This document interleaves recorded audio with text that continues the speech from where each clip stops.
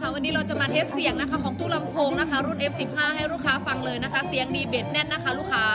ที่สำคัญนะคะรุ่นนี้นะคะสามารถแปลงเป็น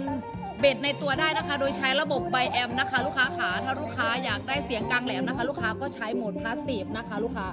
ส่วนคนไหนสนใจอยากได้เบสแน่นๆนะคะลูกค้าเบสหนักๆก็สามารถกดสวิตช์มาที่ไบแอมนะคะก็จะให้เสียงเบสที่ชัดเจนนะคะลูกค้าค่ะ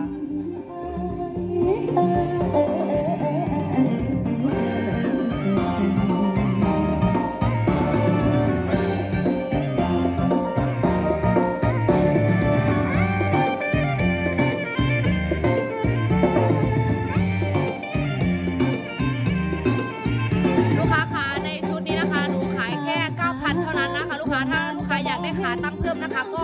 9,900 บาทนะคะลูกค้าสินค้ามีจำนวนจำกัดนะคะลูกค้าคนไหนสนใจนะคะสามารถทักซื้อเข้ามาได้เลยค่ะ